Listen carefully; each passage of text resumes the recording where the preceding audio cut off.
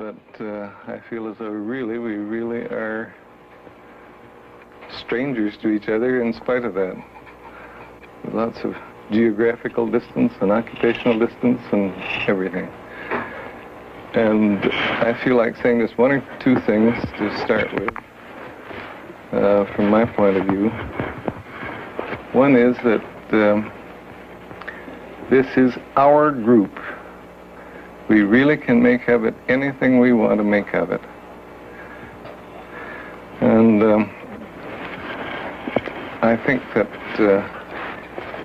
it is an opportunity to be in the group as fully as we can, maybe in some respects to try ways of being or ways of relating to each other that we may never quite have had nerve enough to try before, where in an ordinary life situation it just seems like it's too impossible.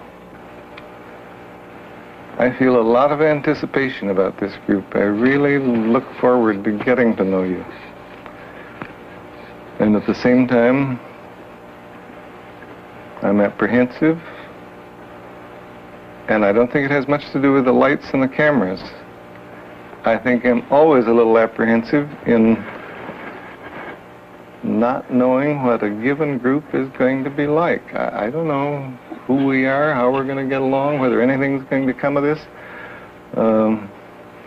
So I feel a very double feeling. I feel excited and full of anticipation, and I feel a little on the scared side too.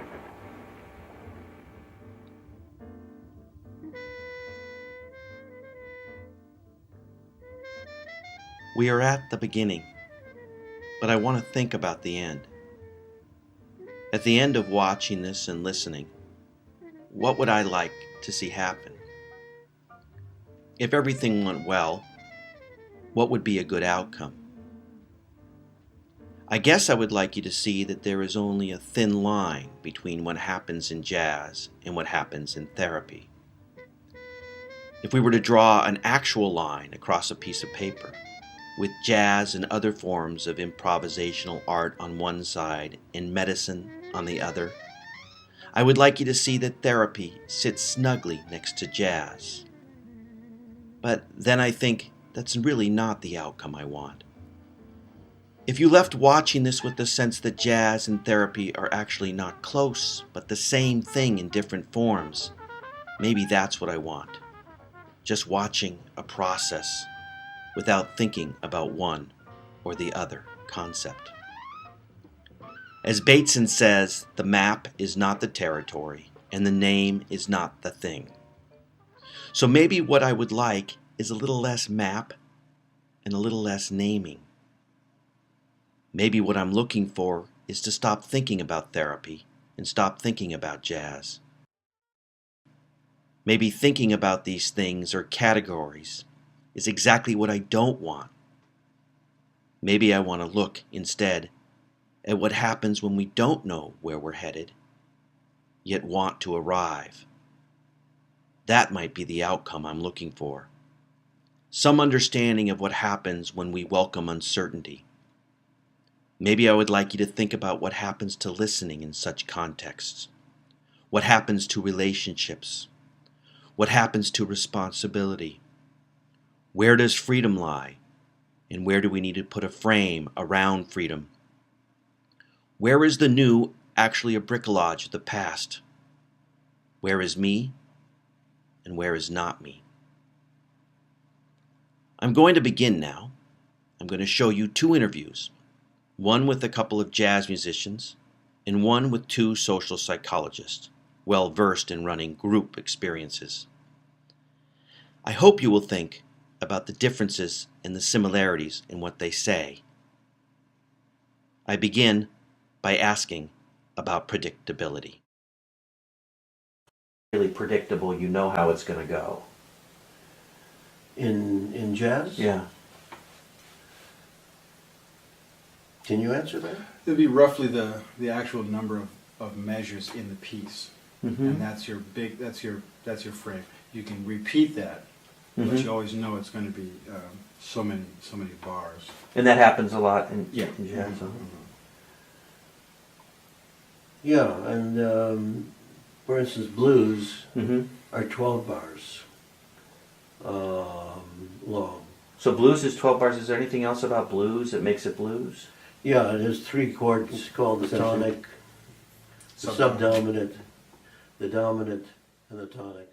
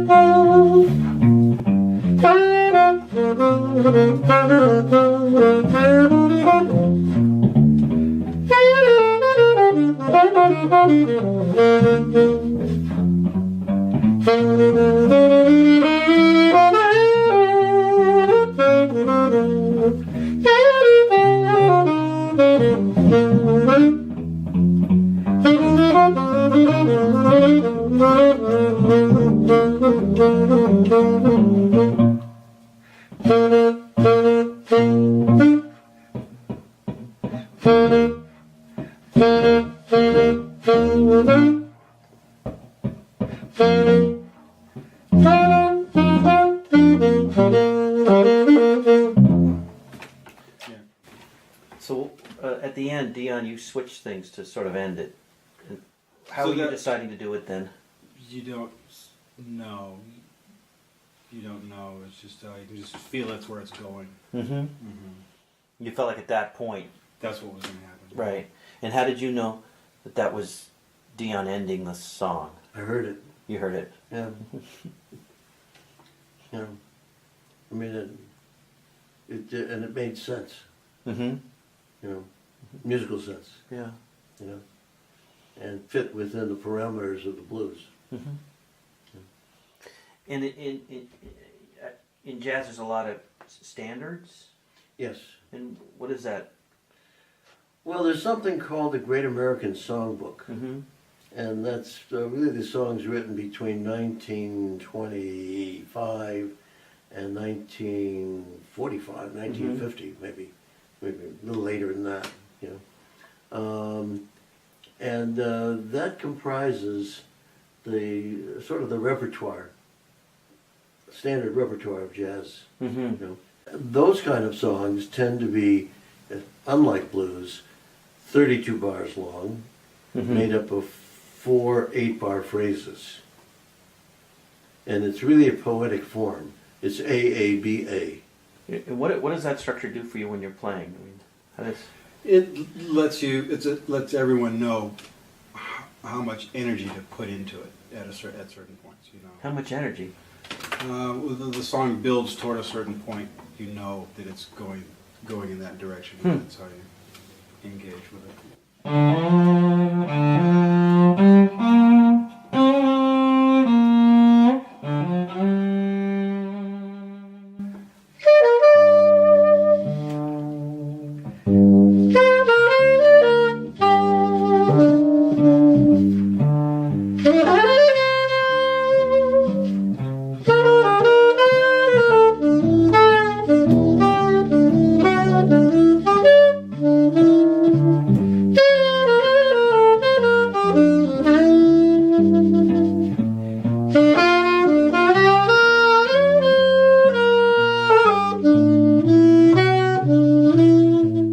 And you were talking about free jazz before.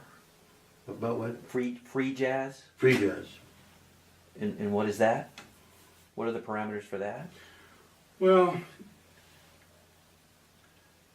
it's up to the composer what the parameters are. It could be something a theme or a motif that you come back to. It could be Yeah, a melody right, you start right. with, and then you just depart from that to wherever it happens to go, and then maybe refer back to the motif or the melody fragment.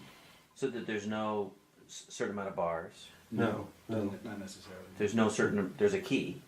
There might be. I mean, the melody might imply a certain kind of key, Yeah. and then you could depart. You could use it or leave it.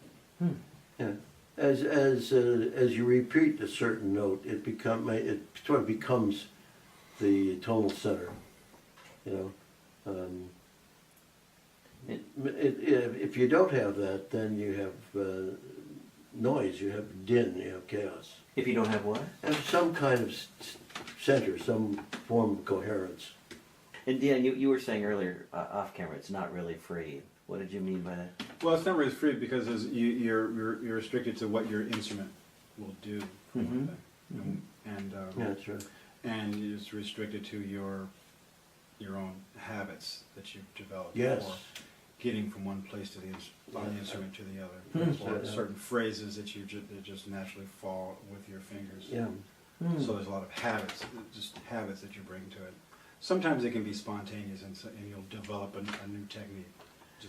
But usually you're recycling musical vocabulary that you've built up over years. I can only play one note at a time. He can play three. Uh-huh. You know. Right.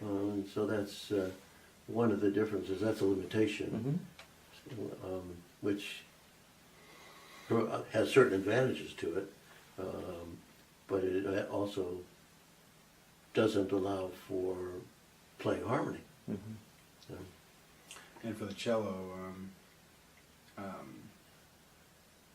playing in tune takes habit to get to the same spot correctly. Right. So it's different than a keyed instrument, where it's easier to get to correct notes. You know, I have to be a little more conservative in what I'm doing in order to stay coherent to myself. His keys are specific to notes. yeah. You have to be more conservative when you're I have to be improvising. more conservative, yeah. I mean, So when it's structured and it's written, you don't have to take any responsibility for it. So your ego is not involved. But if it's not structured, you have to make a statement. It's going to be a total statement of just you. So you're responsible for all of it, for every aspect of it. So you're totally not free, really. You're totally not free. Right. Right. Yeah. In a certain sense, you're not free because you're totally responsible. Well, on the other hand, Dee, when I play classical music, well, maybe I'm agreeing with you when we think about it, because I do feel responsible for it.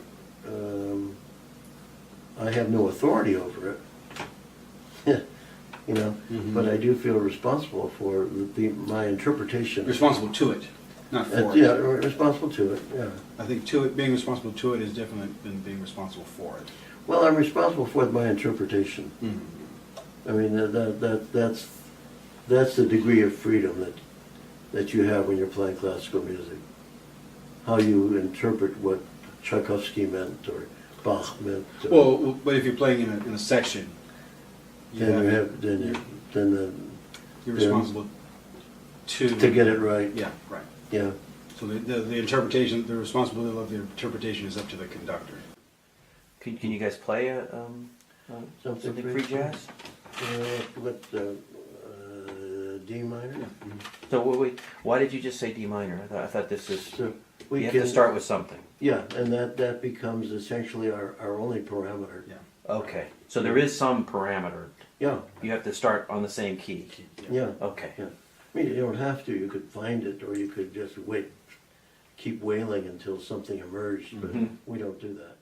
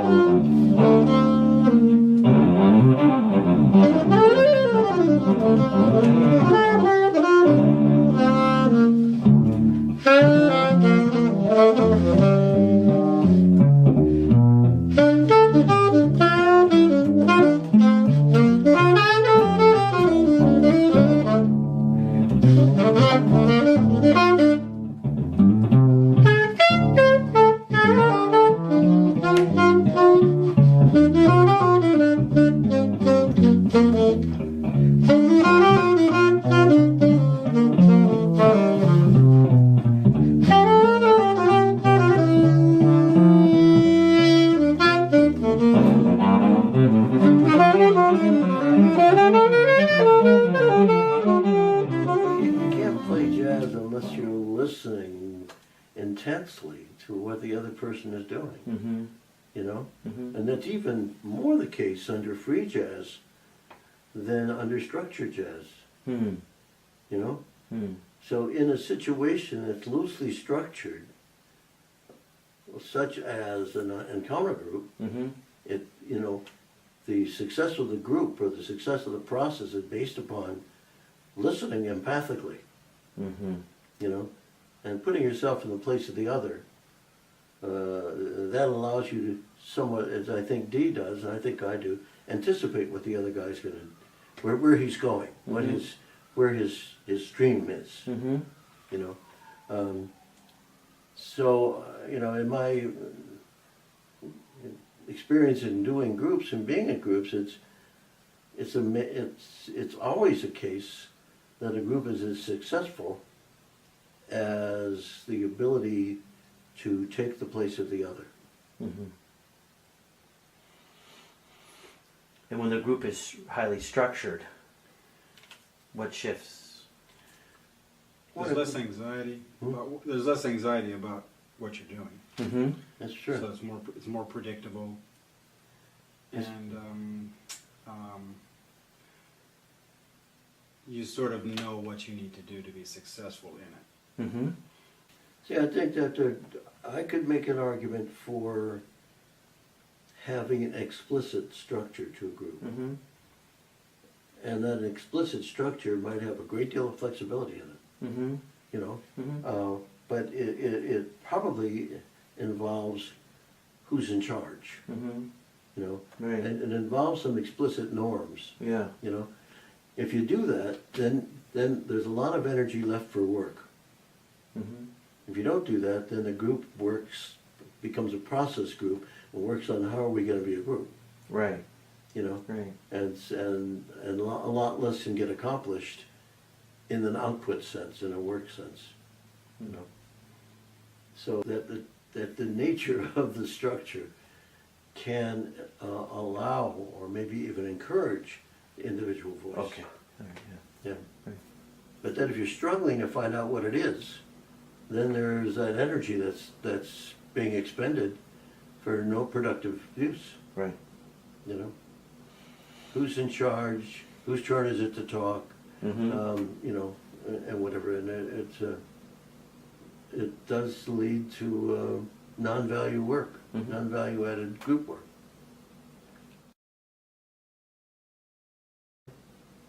And Gene, Yeah. is that okay? Yeah. Or we can just go back to summertime. So let's do something. Hmm? It's hard for me to remember stuff today. Okay, so what do you want to do? Let's see. Play it. Always good at.